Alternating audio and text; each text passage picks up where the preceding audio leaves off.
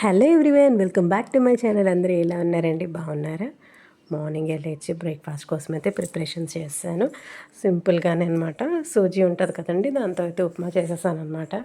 ఒక్కొక్కసారి టైం సరిపోతే ఈ ఉప్మా అయితే ప్రిఫర్ చేసేస్తాను. ఎందుకంటే ఇదే ఫాస్ట్గా అయిపోద్దండి బ్రేక్ఫాస్ట్లు అన్నిట్లకన్నాను. తర్వాత ఏంటంటే కర్రీకి వచ్చేస్తే వంకాయను ఎండు రొయ్యల కర్రీ అయితే చేస్తున్నాను అనమాట. ఇది చాలా మంచి కాంబినేషన్ అండి. అల్టిమేట్గా ఉంటుంది తెలుసా. అంటే నాన్ వెజ్ తినని వాళ్ళకైతే నచ్చదు అనుకోండి, తినే వాళ్ళకైతే భలే నచ్చుతుంది. ఈ అరోమాతోటే మొత్తం రైస్ అంతా తినేవచ్చు అనమాట, అంత బాగుంటుంది. ఇది ఎండి రొయ్య గుండె అనమాట. చాలా బాగుంటుంది అనమాట. యాక్చువల్గా డ్రై ఫిష్ అనేది హెల్త్కి చాలా మంచిది. అంటే స్కిన్ ప్రాబ్లం ఉన్న వాళ్ళైతే అవాయిడ్ చేయడమే బెటర్ అనమాట. నేనేంటంటే హస్బెండ్ తీసుకొచ్చారు ఎండు రొయ్యలు అనేవి. మంచిగా క్లీన్ చేసేసి ముందు అవి డ్రై రోస్ట్ అంటే కొంచెం ఆయిల్ వేసి షాలో ఫ్రై చేశాను అనమాట. తర్వాత పక్కకు తీసేసుకొని సింపుల్గా కుక్ చేసేస్తున్నాను. ఇది ఎలా కుక్ చేసిన టేస్ట్ అనేది అంత బాగుంటుంది అనమాట. ఆయిల్ వేసేసుకున్నాను ప్యాన్లోని. ఆయిల్ హీట్ ఎక్కిన తర్వాత ఉల్లిపాయలు, కొత్తిమీర, కరివేపాకు వేసానండి. తర్వాత కొంచెం అల్లం వెల్లుల్లి కూడా కొంచెం కచ్చాపచ్చాగా దంచేసి వేసేసాను అనమాట. మనం మసాలా అదేమీ వేసి కుక్ చేయక్కర్లేదండి. మనం నార్మల్గా కుక్ చేసుకున్న టేస్ట్ అనేది చాలా బాగుంటుంది అనమాట. టమాటా అనేది ఎక్కువ క్వాంటిటీలో వేసాను. ఒక 2 టమాటాలు పెద్దవి తీసుకొని ఒక మంచిగా కట్ చేసి అవి వేసేసాను. అవి వేగుతున్న టైంలో ఉప్పు, కారం, పసుపు, ధనియాల పొడి, జీలకర్ర పొడి, మనం ఎక్స్ట్రా మసాలా ఏమీ అవసరం లేదు. టేస్ట్ అయితే మాత్రం భలే ఉంటుంది తెలుసా అండి. వేడి వేడి అన్నంలోని ఈ కర్రీ వేసుకొని తింటే భలే ఉంటుంది తెలుసా అండి. అంటే ఈ డ్రై ఫిష్ అన్నది టేస్ట్ చాలా బాగుంటుంది అనమాట. ఈ ఎండి రొయ్య అనేది ఎండి రొయ్య గుండు అనమాట.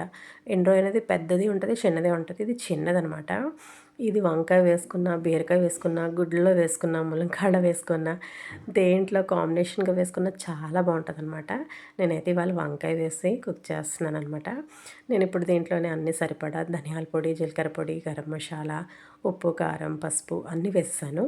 ఈ టమాటా అనేది మంచిగా మగ్గుతున్నప్పుడు మనం వంకాయలు ఉంటాయి కదా, లేత వంకాయలు తీసుకొని చక్కగా చిన్న పీసెస్గా కట్ చేసేసుకొని వేసేసుకుంటాము. వంకాయ క్వాంటిటీ అనేది తక్కువ వేసుకోండి, రొయ్యల క్వాంటిటీ అనేది ఎక్కువ వేసుకుంటే బాగుంటుంది అనమాట. ఇప్పుడు మంచిగా వంకాయ మగ్గుతూ ఉంటుంది కదండి, మనకి వాటర్ అనేది టమాటాలోనంతా మంచిగా బయటకు వచ్చేస్తూ ఉంటుంది.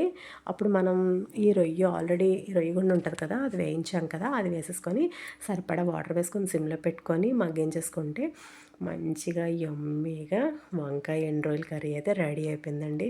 చాలా బాగుంటుంది అనమాట. టేస్ట్ అయితే మాత్రం మీరు ట్రై చేయండి. టేస్ట్ అయితే మాత్రం మరి చెప్పనవసరం లేదు, అంత బాగుంటుంది. సో లంచ్ కోసం అయితే ప్రిపరేషన్ అయిపోయిందనమాట. తర్వాత ఇది నైట్ డిన్నర్ కోసం అయితే నేను ఉల్లిపాయ టమాటా చట్నీను, తర్వాత మినపరొబ్బుతో ఆవిరికుడం చేస్తున్నాను అనమాట. చాలా బాగుంటుందండి ఈ కాంబినేషన్ కూడా. Morning breakfast, lunch, dinner, morning నుంచి ఈవినింగ్ వరకు నా రొటీన్ అయితే ఇదనమాట.